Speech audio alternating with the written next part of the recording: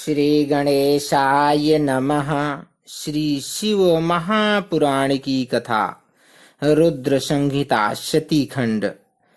कर्पूर गौरम करुणावतारम संसार सारम भुजगेन्द्रहारम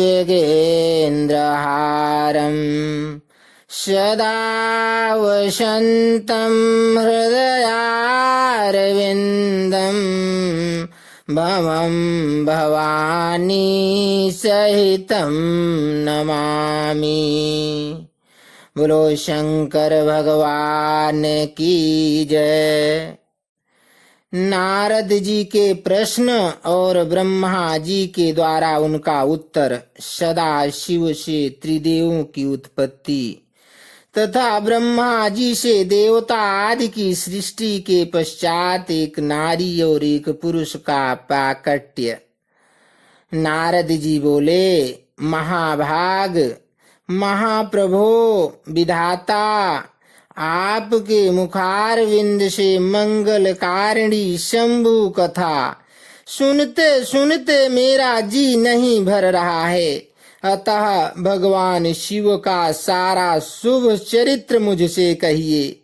संपूर्ण विश्व की सृष्टि करने वाले ब्रह्मदेव, मैं सती की कीर्ति से युक्त शिव का दिव्य चरित्र सुनना चाहता हूँ। शोभाशालिनी सती किस प्रकार दक्ष पत्नी के गर्भ से उत्पन्न हुई? महादेव जी ने विवाह का विचार कैसे किया? पूर्व काल में दक्ष के प्रति रोष होने के कारण सती ने अपने शरीर का त्याग कैसे किया? चेतनाकाश को प्राप्त होकर वह फिर हिमालय की कन्या कैसे हुई? पार्वती ने किस प्रकार उग्र तपस्या की और कैसे उनका विवाह हुआ? कामदेव का नाश करने वाले भगवान शंकर के आधे शरीर में वह किस प्रकार स्थान पा सकी? महामते, इन सब बातों को आप विस्तार पूर्वक कहिए। आपके समान दूसरा कोई संशय का निवारण करने वाला न है न होगा। ब्रह्मा जी ने कहा, मुने, देवी सती और भगवान शिव का शुभ यश परम पावन दिव्य तथा गोपनीय से भी अत्यंत गोपनीय है। तुम वह सब मुझसे सुनो। पूर्व काल में भगवान शिव निर्गुण निर्विकल्प निराकार शक्ति रहित चिन्मय तथा सत और सत्य से विलक्षण रूप में प्रतिष्ठित थे। फिर वही प्रभु सगुण और शक्तिमान होकर विशिष्ट रूप धारण करके स्थित हुए। उनके साथ भगवती उमा विराजमान थी।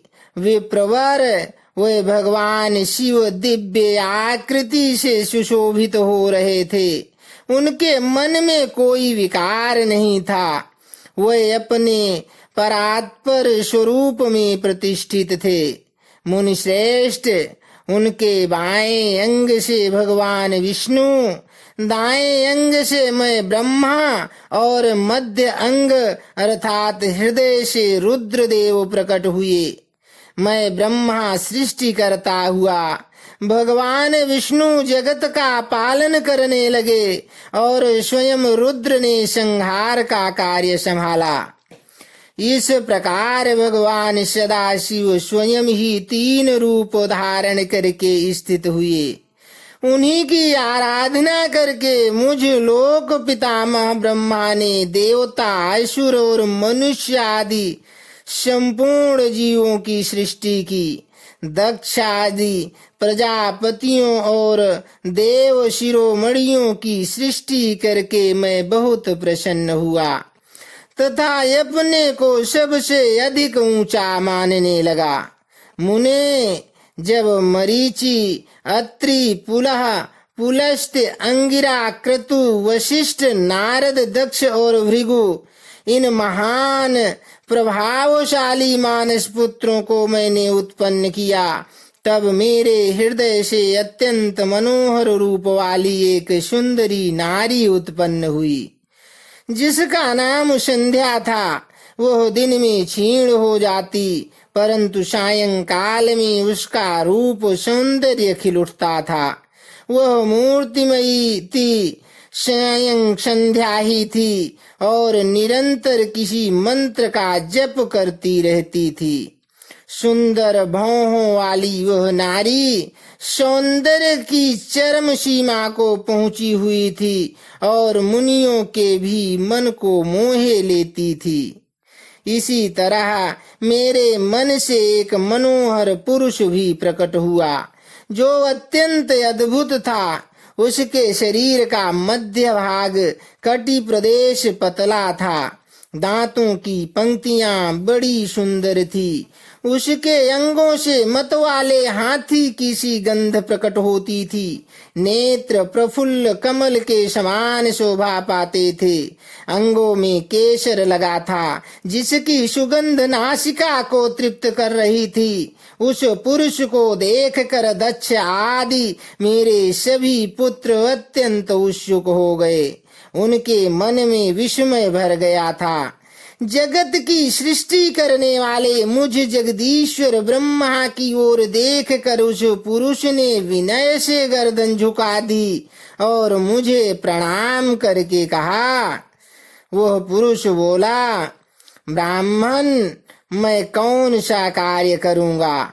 मेरे योग्य जो काम हो उसे मुझे लगाइए, क्योंकि विधाता आज आप ही सबसे अधिक माननीय और योग्य पुरुष हैं। यह लोक आप से ही शोभित हो रहा है। ब्रह्मा जी ने कहा, भद्र पुरुष, तुम अपने इसी स्वरूप से तथा फूल के बने हुए 5 बाणों से स्त्रियों और पुरुषों को मोहित करते हुए सृष्टि के सनातन कार्य को चलाओ। इस चराचर त्रिभुवन में ये देवता आदि कोई भी जीव तुम्हारा तिरस्कार करने में समर्थ नहीं होंगे। तुम छिपे रूप से प्राणियों के हृदय में प्रवेश करके सदा स्वयं उनके सुख का हेतु बनकर सृष्टि का सनातन कार्य चालू रखो। समस्त प्राणियों का जो मन है वह तुम्हारे पुष्पमय बाण का सदा अनादर ही अद्भुत लक्ष्य बन जाएगा और तुम निरंतर उन्हें मदमत्त किए रहोगे। यह मैंने तुम्हारा कर्म बताया है, जो सृष्टि का प्रवर्तक होगा। और तुम्हारे ठीक ठीक नाम क्या होंगे, इस बात को मेरे ये पुत्र बताएंगे। सूर्यश्रेष्ठ, ऐसा कहकर अपने पुत्रों के मुख की ओर दृष्टिपात करके मैं क्षण भर के लिए अपने कमलमय आसन पर चुपचाप बैठ गया। इति अध्याय 1 से 2। अब तीसरे अध्याय की कथा। कामदेव के नामों का निर्देश, उसका रति के साथ विवाह तथा कुमारी संध्या का चरित्र। वशिष्ठ मुनि का चंद्रभाग पर्वत पर उसको तपस्या की विधि बताना। ब्रह्मा जी कहते हैं, मुने, तदनंतर मेरे अभिप्राय को जानने वाले मरीचि आदि मेरे पुत्र सभी मुनियों ने उस पुरुष का उचित नाम रखा। दक्ष आदि प्रजापतियों ने उसका मुंह देखते ही परोक्ष के भी सारे वृतांत जानकर उसे रहने के लिए स्थान और पत्नी प्रदान की। मेरे पुत्र मरीचि आदि द्विजों ने उस पुरुष के नाम निश्चित करके उससे यह युक्ति युक्त बात कही। ऋषि बोले, तुम जन्म लेते ही हमारे मन को भी मथने लगे हो, इसलिए लोक में मनमथ नाम से विख्यात होगे। मनोभव, तीनों लोकों में तुम इच्छा अनुसार रूप धारण करने वाले हो। तुम्हारे समान सुंदर दूसरा कोई नहीं है। अतः काम रूप होने के कारण तुम काम नाम से भी विख्यात हो। लोगों को मदमत्त बना देने के कारण तुम्हारा एक नाम मदन होगा। तुम बड़े दर्प से उत्पन्न हुए हो, इसलिए दर्पक कहलाओगे, और सदर्प होने के कारण ही जगत में कंदर्प नाम से भी तुम्हारी ख्याति होगी। समस्त देवताओं का सम्मिलित वाल पराक्रम भी तुम्हारे समान नहीं होगा, अतः सभी स्थानों पर तुम्हारा अधिकार होगा और तुम सर्वव्यापी होगे। जो आदि प्रजापति हैं वे ही ये पुरुषों में श्रेष्ठ दक्ष तुम्हारी इच्छा के अनुरूप पत्नी स्वयं देंगे। वह तुम्हारी कामनी तुमसे अनुराग रखने वाली होगी। ब्रह्मा जी ने कहा, मुने, तदनंतर मैं वहां से अदृश्य हो गया। इसके बाद दक्ष मेरी बात का स्मरण करके कंदर्प से बोले, कामदेव, मेरे शरीर से उत्पन्न हुई मेरी यह कन्या सुंदर रूप और उत्तम गुणों से सुशोभित है। इसे तुम अपनी पत्नी बनाने के लिए ग्रहण करो। यह गुणों की दृष्टि से सर्वथा तुम्हारे योग्य है। महातेजस्वी मनोभव, यह सदा तुम्हारे साथ रहने वाली और तुम्हारी रुचि के अनुसार चलने वाली होगी। धर्मतः यह सदा तुम्हारे अधीन रहेगी। ऐसा कहकर दक्ष ने अपने शरीर के पसीने से प्रकट हुई उस कन्या का नाम रति रखकर उसे अपने आगे बैठाया और कंदर्प को संकल्प पूर्वक सौंप दिया। नारद, दक्ष की वह पुत्री रति बड़ी रमणीय और मुनियों के मन को भी मोह लेने वाली थी। उसके साथ विवाह करके कामदेव को भी बड़ी प्रसन्नता हुई। अपनी रति नामक सुंदरी स्त्री को देखकर उसके हाव भाव आदि से अनुरंजित हो कामदेव मोहित हो गया। तात उस समय बड़ा भारी उत्सव होने लगा जो सबके सुख को बढ़ाने वाला था। प्रजापति दक्ष इस बात को सोचकर बड़े प्रसन्न थे कि मेरी पुत्री इस विवाह से सुखी है। कामदेव को भी बड़ा सुख मिला, उसके सारे दुख दूर हो गए। दक्ष कन्या रति भी कामदेव को पाकर बहुत प्रसन्न हुई। जैसे संध्या काल में मनोहारिणी विद्युन्माला के साथ मेघ शोभा पाते हैं, उसी प्रकार रति के साथ प्रिय वचन बोलने वाला कामदेव बड़ी शोभा पा रहा था। इस प्रकार रति के प्रति भारी मोह से युक्त रतिपति कामदेव ने उसे उसी तरह अपने हृदय के सिंहासन पर बिठाया जैसे योगी पुरुष योग विद्या को हृदय में धारण करता है। इसी प्रकार पूर्ण चंद्रमुखी रति भी उस श्रेष्ठ पति को पाकर उसी तरह सुशोभित हुई जैसे श्री हरि को पाकर पूर्ण चंद्रानना लक्ष्मी शोभा पाती हैं। सूत जी कहते हैं, ब्रह्मा जी का यह कथन सुनकर मुनि श्रेष्ठ नारद मन ही मन बड़े प्रसन्न हुए और भगवान शंकर का स्मरण करके हर्ष पूर्वक बोले, महाभाग, विष्णु शिष्य, महामते, विधाता, आपने चंद्रमौली शिव की यह अद्भुत लीला कही है। अब मैं जानना चाहता हूँ कि विवाह के पश्चात जब कामदेव प्रसन्नता पूर्वक अपने स्थान को चला गया, दक्ष भी अपने घर को पधारे तथा आप और आपके मानस पुत्र भी अपने अपने धाम को चले गए। तब पितरों को उत्पन्न करने वाली ब्रह्म कुमारी संध्या कहाँ गई? उसने क्या किया और किस पुरुष के साथ उसका विवाह हुआ?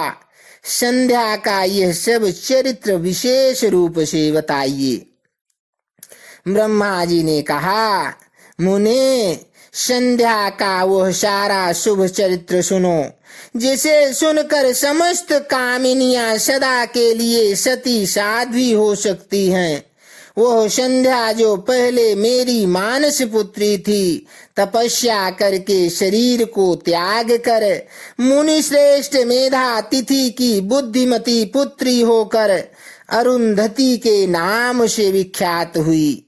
उत्तम व्रत का पालन करके उस देवी ने ब्रह्मा, विष्णु और महेश्वर के कहने से श्रेष्ठ व्रतधारी महात्मा वशिष्ठ को अपना पति चुना।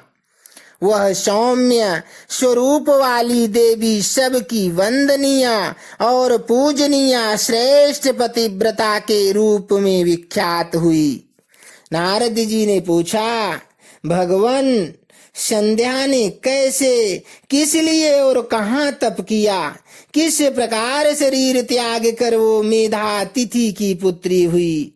ब्रह्मा, विष्णु और शिव, इन तीनों देवताओं के बताए हुए श्रेष्ठ व्रतधारी महात्मा वशिष्ठ को उसने किस तरह अपना पति बनाया? पितामह, यह सब मैं विस्तार के साथ सुनना चाहता हूँ। अरुंधति के इस कौतूहल पूर्ण चरित्र का आप यथार्थ रूप से वर्णन कीजिए।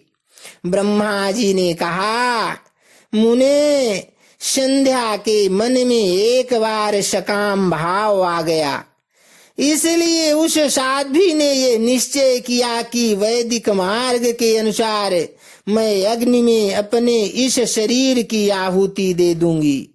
आज से इस भूतल पर कोई भी देहधारी उत्पन्न होते ही काम भाव से युक्त न हो, इसलिए मैं कठोर तपस्या करके मर्यादा स्थापित करूंगी। तरुणावस्था से पूर्व किसी पर भी काम का प्रभाव नहीं पड़ेगा, ऐसी सीमा निर्धारित करूंगी।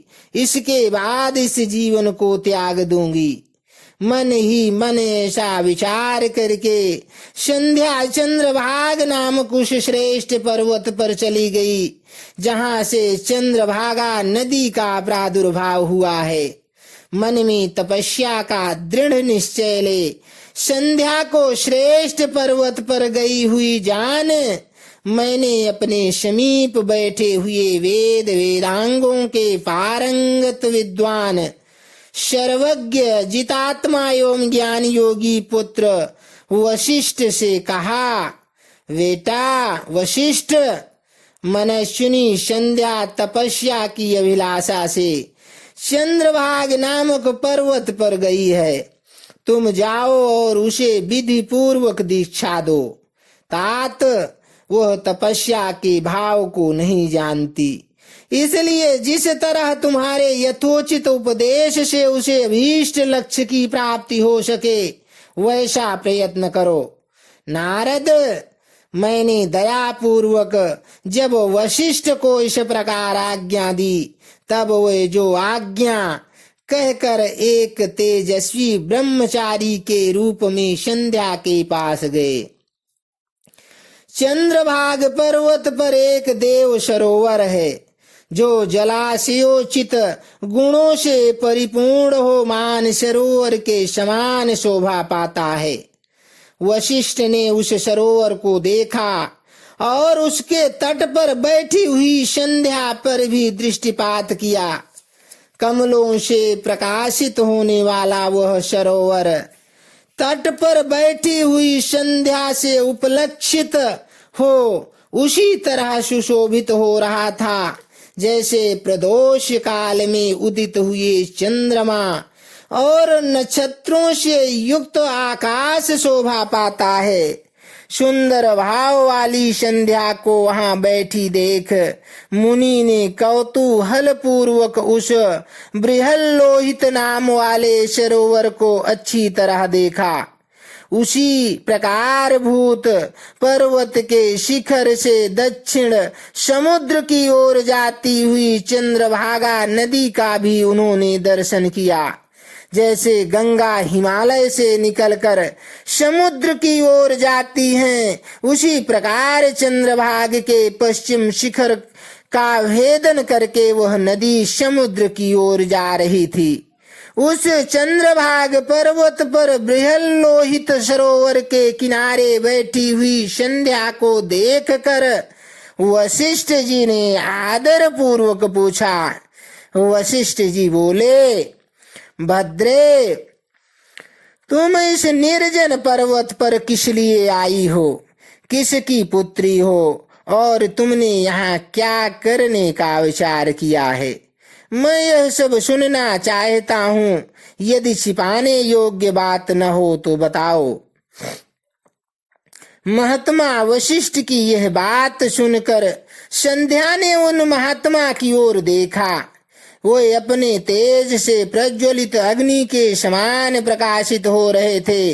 उन्हें देखकर ऐसे जान पड़ता था मानो ब्रह्मचर्य देह भगवान धारण करके आ गया हो। वे मस्तक पर जटा धारण किए बड़ी शोभा पा रहे थे।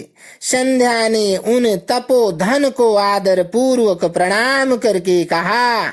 संध्या बोली, ब्राह्मण, मैं ब्रह्मा जी की पुत्री हूँ। मेरा नाम संध्या है और मैं तपस्या करने के लिए इस निर्जन पर्वत पर आई हूँ। यदि मुझे उपदेश देना आपको उचित जान पड़े तो आप मुझे तपस्या की विधि बताइए। मैं यही करना चाहती हूँ। दूसरी कोई भी गोपनीय बात नहीं है। मैं तपस्या के भाव को, उसके करने के नियम को बिना जाने ही तपोवन में आ गई, इसलिए चिंता से सूखी जा रही हूँ और मेरा हृदय कांपता है। संध्या की बात सुनकर ब्रह्मवेत्ताओं में श्रेष्ठ वशिष्ठ जी ने, जो स्वयं सारे कार्यों के ज्ञाता थे, उससे दूसरी कोई बात नहीं पूछी। वह मन ही मन तपस्या का निश्चय कर चुकी थी और उसके लिए अत्यंत उद्यमशील थी। उस समय वशिष्ठ ने मन से भक्त वत्सल भगवान शंकर का स्मरण करके इस प्रकार कहा। वशिष्ठ जी बोले, शुभानने, जो सबसे महान और उत्कृष्ट तेज है, जो उत्तम और महान तप है, और तथा जो सबके परमाराध्य परमात्मा है, उन भगवान शंभु को तुम हृदय में धारण करो। जो अकेले ही धर्म, अर्थ, काम और मोक्ष के आदि कारण हैं, उन त्रिलोकी के आदि सृष्टा अद्वितीय पुरुषोत्तम शिव का भजन करो। आगे बताए जाने वाले मंत्र से देवेश्वर शंभु की आराधना करो। उससे तुम्हें सब कुछ मिल जाएगा, इसमें संशय नहीं है। ओम शंकर नमः शंकराय ओम। ओम नमः शंकराय ओम। ओम नमः शंकराय ओम। इस मंत्र का निरंतर जप करते हुए मौन तपस्या आरंभ करो और जो नियम बताता हूँ उसे सुनो। तुम्हें मौन रहकर ही स्नान करना होगा। मौनालंबन पूर्वक ही महादेव जी की पूजा करनी होगी। प्रथम 2 बार, छठे समय में तुम केवल जल का पूर्ण आहार कर सकती हो। जब तीसरी बार छठा समय आए तब केवल उपवास किया करो। इस तरह तपस्या की समाप्ति तक छठे काल में जलाहार एवं उपवास की क्रिया होती रहेगी। देवी, इस प्रकार की जाने वाली मौन तपस्या ब्रह्मचर्य का फल देने वाली तथा संपूर्ण अभीष्ट मनोरथों को पूर्ण करने वाली होती है। यह सत्य है, सत्य है, इसमें संशय नहीं है। अपने चित्त में ऐसा शुभ उद्देश्य लेकर इच्छा अनुसार शंकर जी का चिंतन करो। वह प्रसन्न होने पर तुम्हें अवश्य ही अभीष्ट फल प्रदान करेंगे। इस तरह संध्या को तपस्या करने की विधि का उपदेश दे।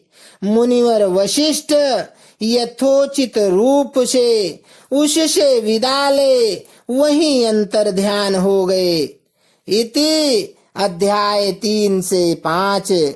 बोलो शंकर भगवान की जय। हर हर हर महादेव।